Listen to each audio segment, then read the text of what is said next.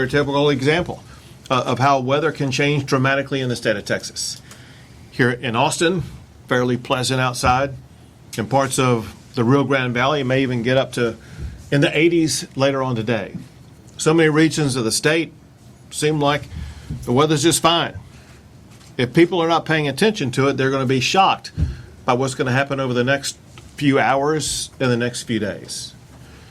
In the next few hours for the remainder of today and into tomorrow, we actually are dealing with fire-based concerns out in the West Texas region, ranging from El Paso over to Pecos, Texas. It's an element that Texas emergency responders are making sure that they're going to be able to monitor, contain, provide the resources, whatever is needed. And then after that, there's going to be a storm coming in that will bring a lot of heavy rain to East Texas and especially Southeast Texas, where we are monitoring for potential flooding situations in those areas. And then is going to come what will likely be the coldest weather event of the year. And actually, in some places in the state of Texas, it may be the coldest event ever marked in history in the state of Texas. Once again, extreme cold in North and Northwest Texas should begin on Tuesday morning. At that time, some wind chills may be as low as 0 or even -0. After that, going into Wednesday and Thursday, there will be widespread freezing across almost the entire state of Texas, and even temperatures down to near 0 degrees, with wind chill factors being below 0 degrees. The key point is going to be this, and that is when temperatures get that cold, lives are at risk. People need to be very cautious here in the coming days as the temperatures plummet to make sure that you take care of yourself. Temperatures are going to be colder than what most Texans have experienced. The more you expose your body to temperatures outside, the more that you pose a risk to your health and safety, especially for prolonged periods. So just be very watchful and cautious about your exposure to ultra cold temperatures. And to state the obvious, listen, we all know when cold temperatures hit, it could impact your pipes in your homes. Actions that you can take beginning today can help you get ready to prepare your pipes, to prepare your homes, to prepare your apartment, to wherever you live, to make sure that you will have it as winterized and safeguarded against this ultra cold temperature as much as possible. Not to mention your pets. Pet exposure to temperatures, again, in some regions that could get close to 0, are going to be extraordinarily challenging for any pet outdoors. And so, again, now is the time to begin getting prepared for those ultra cold temperatures and what they may do to your pets.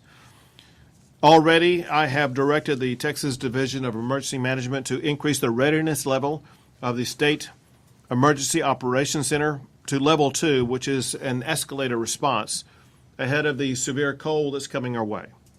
Over this past weekend, more than 450 TxDOT, Texas Department of Transportation personnel prepared for winter weather by pre-treating roads, bridges, and overpasses with over 400,000 gallons of brine and more than 10,000 cubic yards of granular material.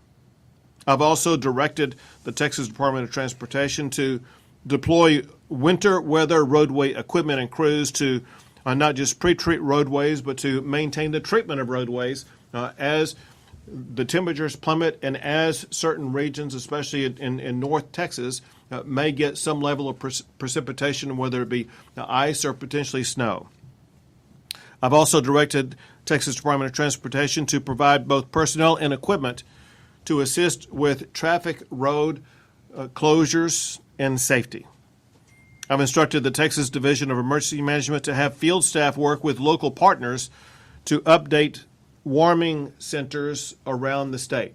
It's going to be very important as temperatures get so low.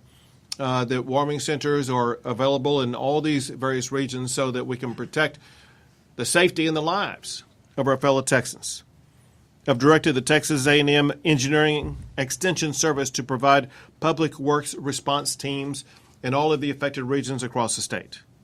Directed the Texas Commission on Environmental Quality to provide air, water, and wastewater monitoring. Directed the Texas A&M AgriLife Extension to provide disaster assessment and recovery agents as well as county extension agents in the affected regions across the state. Worked with the Public Utilities Commission, from whom you'll hear shortly, to monitor power outages and coordinate with utility providers across Texas. Worked with the Railroad Commission, and they are monitoring the natural gas supply and communicating with the oil and gas industry to make sure that we have the supplies of natural gas that will power our generators and electric power grid system across the state as we make our way through this winter storm.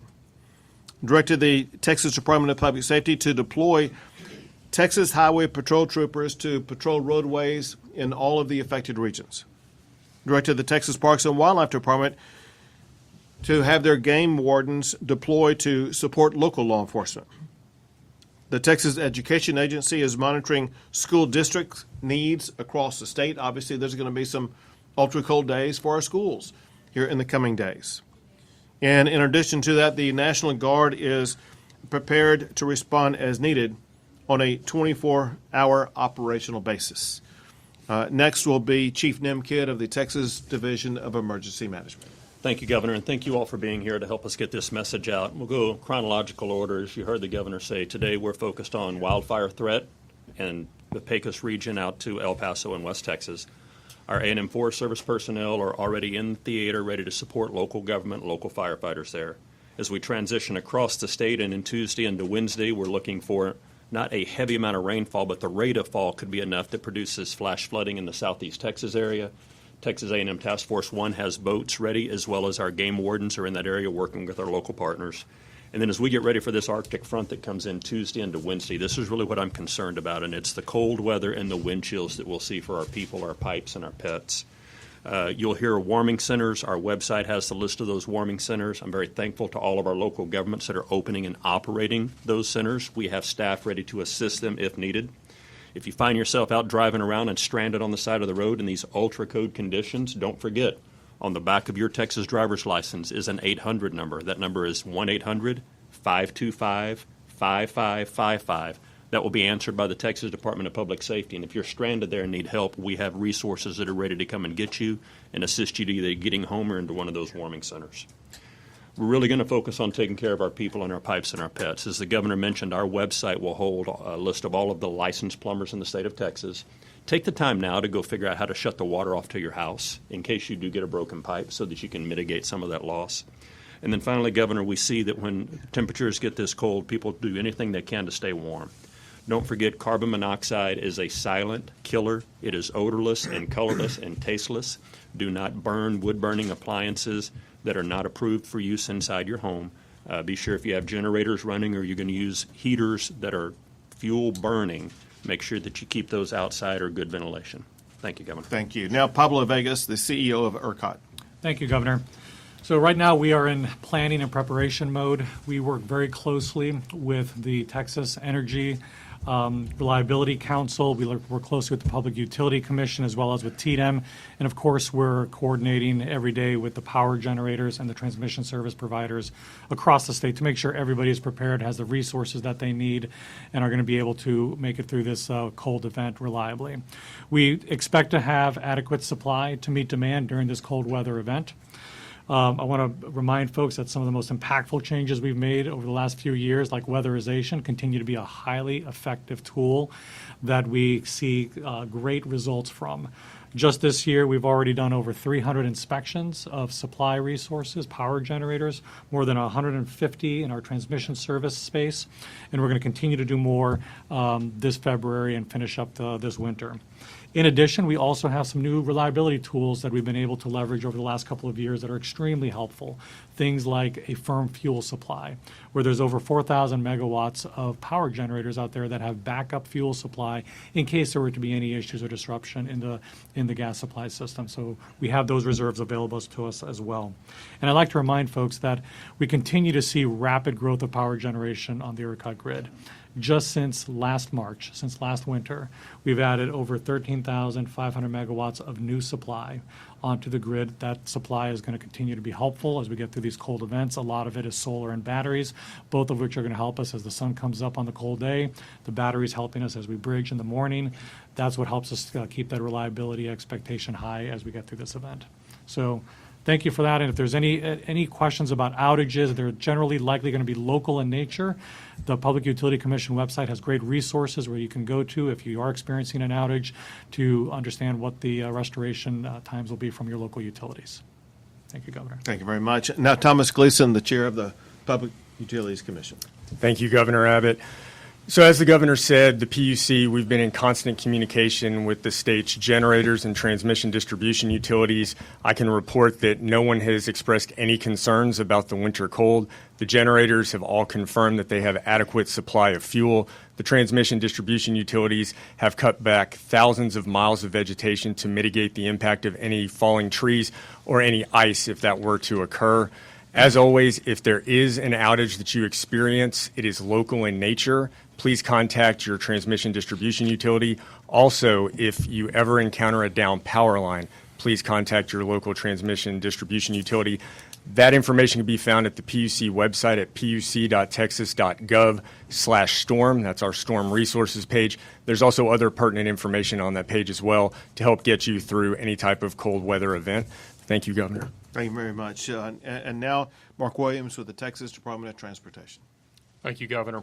So the Texas Department of Transportation has been in a state of preparation and readiness for the conditions that the governor spoke about earlier. Fire danger out west, flash flooding risks in southeast Texas, extreme cold over a large portion of the state, and even chances of wintry precipitation and icing primarily across the north part of the state. So our message to motorists is this. Take precautions and closely monitor the conditions in the areas that you are at. Depending upon that area, motorists should be aware of the extreme cold risk that's out there, freezing precipitation, flash flooding, and the fire risk that I spoke of. Drive to conditions or avoid travel if possible, as those conditions may pose a danger to travel.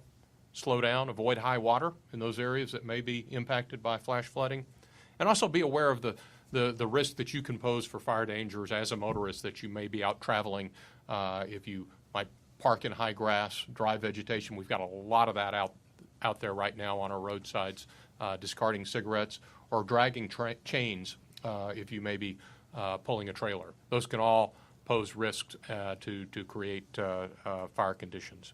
So appreciate the opportunity. Also, a reminder for motorists is to be aware of drivetexas.com as the site for finding information on roadway conditions around the state. Thank you very much. To close this, listen, we are aware that when Texas gets ultra cold temperatures, maybe even record-breaking cold temperatures, a lot of Texans are concerned, will the power grid hold up? And as you've heard here today, the fact of the matter is that the power grid has never been stronger than it is now. The power grid is more prepared, more stable, and more resilient than it's ever been. There's every reason to be 100% confident that the power grid is going to be able to withstand this challenge. The power grid that we have today is completely different than it was 4 years ago, both with regard to the amount of power that it has, with regard to the winterization that it has, with regard to the pipeline of natural gas to get to the power generators. And even if the power generators are unable to get that, they have power storage on site to make sure that the power is going to stay on. The bottom line is that the power grid, because of the almost 20 laws that I've signed, has never been more prepared for a winter storm like this. Happy to take a few questions. The chairman of the ERCOT there, you had mentioned the increased megawatts. I wonder if you could put that in terms of household number be powered? And also, can you compare that with the growth of the state since 2001? Are we ahead or are we about even? No, we're definitely have added more supply since 2021 than we've seen in load growth since 2021. And each megawatt can power about 250 homes in Texas. So you can do the math, 13,500 megawatts times 250 homes. It's several million homes that can be powered by this incremental supply. Governor, Go ahead. you and Chief Kidd kind of touched on this. I can't remember in recent history that the state has had to juggle this many different issues changing so fast. Can you remember in regards to that? And are you confident that the teams out there on the roads right now can handle this juggling? Because this is going to change fast. Because of the size of Texas, and you know, the Panhandle to Brownsville, from Texarkana all the way over to El Paso, there are almost always a lot of conflicting weather events across the entire state of Texas. Yes, we've been able to deal with massive flooding and fires on the same day, tornadoes in some areas and in cold regions in other areas. Again, just because of the sheer size of our state, it's not uncommon for us to be able to deal with multiple weather events at any one particular time. That's why, and I cannot emphasize this enough, Texas has the #1 Division of Emergency Management and the Chief Kidd of any state in the United States of America. We have better leaders in all of these positions than any other state that are experienced at dealing with these multifaceted weather events, and they will be able to work us through this weather event successfully, just like they have hundreds of other times. With that said, it seems like that you're worried that people are being lulled into a false sense of security. Well, listen, when you are driving around today in most of the state of Texas, the sun is shining, the weather seems fine. People may not be watching your newscast and see what the weather forecast looks like for the rest of the week. And what we are wanting to do today, we didn't want to have this on like Tuesday or Wednesday when the weather was already here. We wanted to make sure that Texans had a 24-hour, 36-hour warning in advance about what is coming, the severity of what is coming, and what they can begin to do right now to get prepared for this, and just understand that it's going to be a few days of ultra-cold weather, and to do the best they can not to expose themselves or their pets or their family members to the ultra-cold weather. Governor, along those same lines, Texans still have vivid memories of Winter Storm Yuri. Would you compare this coming event to that one, especially with these other disasters attached, fires, flooding? So listen, the cold in some areas may be even colder than it was 4 years ago. There is a difference between this week and what happened 4 years ago in several ways. One is for several days, almost an entire week, the entire state of Texas was at or below freezing. That's not going to be the case here, so it's not going to be as severe in so many different regions. There may be a time period where in the Rio Grande Valley it may get to freezing or close to freezing, but it's not going to be like it was then. Second, going back to 4 years ago, there was a prolonged period of cloud coverage that denied the capability of all the different resources that provide power input to our power grid. And that's not going to be the case this time. And so not only are we better prepared to withstand what would have happened 4 years ago, but the conditions this time will not be quite as severe as they were last time, even though the temperatures may be lower. Governor, what conditions are there here in Central Texas, and what concerns are there? So I may have you answer that because listen, it's going to get cold in Central Texas. There's a map right behind you that shows where the precipitation is, and in Central Texas, depending on how you define Central Texas, let's say the Austin region with a 100-mile radius, there is highly unlikely there's going to be any precipitation. But I'll have Chief Kidd give you a more detailed explanation of what people in Central Texas should expect concerning temperatures. Yeah, thank you, Governor, and great question.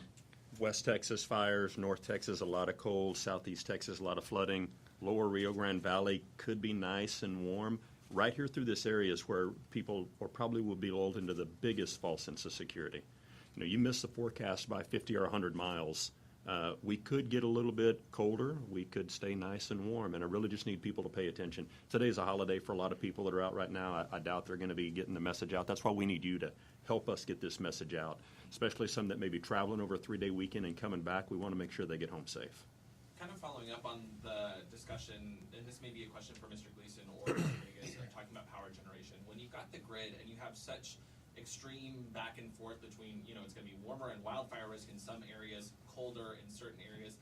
Does that sort of, the two extremes, does that affect how the grid gets its energy at all?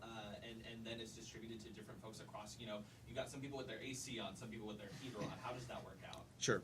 I'll let the Public Utilities Commission and ERCOT explain that to you. Yeah, so, you know, we, as the governor said, 20 or so laws passed that he signed. We have requirements on those generating facilities to be able to perform in both cold and hot weather. So I don't anticipate that we'll see any issues with reliability because some areas of the state are experiencing different conditions than others. And I would just add that we really benefit from the diversity of the supply resources that are spread throughout the state. The geographic diversity is incredibly helpful.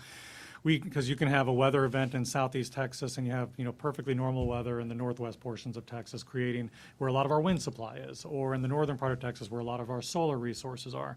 And so as we see these fluctuations, you know, where you've got very cold, very warm, and moderate all spread out at on the same day, we've got a plentiful supply of diverse resources that can all be contributing to help generate. And then underlying it all, we've got, of course, our thermal fleet, which is made up of our coal, natural gas, and our nuclear systems. So they all work together.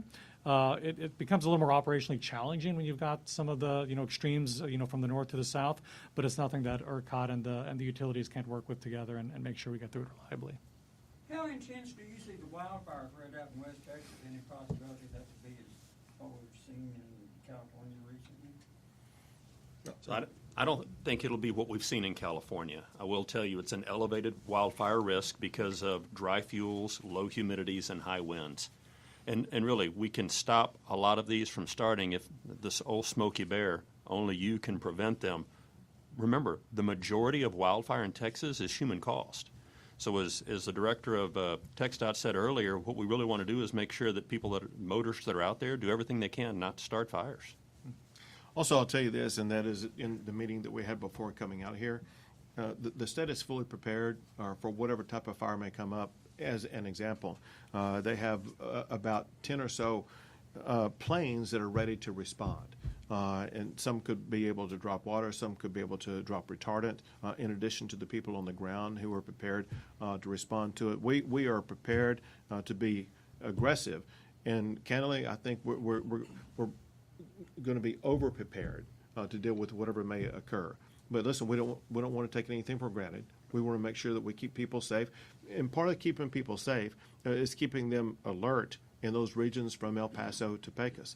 But the other thing, as was mentioned by the Texas Department of Transportation, there are certain actions that if you're negligent about what you're doing, that can cause a fire. I think a reference was made. If you're dragging chains behind your truck or something like that, that could cause a spark that could lead to a potential fire. And in these times of potential fire danger, it's important for everybody in that particular region just to be a little bit more cautious. Maybe not the best time to have a campfire or something like that. Be cautious about any type of fire anywhere or anything that you may do that could be a catalyst for a fire. Is it too soon to be thinking about federal disaster declarations? Or are you in touch with the administration on this whole thing? So way too soon. Again, this is, except for certain small regions of the state of Texas, north and northeast Texas, not really considered to be a precipitation event. It's just going to be a very cold event. And there's not anticipated to be any meaningful amount of damages that would arise that would be a reason why we would get FEMA disaster declaration. So there's nothing that we're looking at right now. Obviously, we're prepared to pivot very quickly and seek a declaration of what is needed. Governor, off topic in regards to some of the cuts that the Trump administration is doing. Texas has a large number of federal workers, and many of them today are wondering if they're going to have a paycheck next month. Are you concerned that the Trump administration is going a little bit too fast, too soon with some of these federal reductions and job rips? On the details, I simply don't have the details. On the concept, I think a lot of people agree that government had grown too large. Some level of downsizing is very important. It creates greater efficiency. But at the same time, there's been an extraordinary amount of wasteful and fraudulent spending that's been uncovered. Those are taxpayer dollars, and those taxpayer dollars have to be guarded very tightly to make sure that if a taxpayer gives money to the federal government, it's not going to be wasted on providing benefits to people who are dead, providing to these outrageous causes across the entire globe. And so as the Trump administration has stepped into this, they are realizing that the magnitude of the way that money has been wasted or spent fraudulently or whatever the case may be. And they will be able to calibrate what the response is as they gain more access to more information about the magnitude of the problem that they're dealing with. I hear that. We'd like to see him tap the brakes a little bit. Here in Austin, IRS, San Antonio, very large military installation, Fort Cavazos up to the north of us, El Paso, a lot of federal jobs here in Texas. Right. And again, I don't know the details about all that. You'll need to direct your question to the Trump administration. Thanks, guys. No, we're done. Thanks, guys.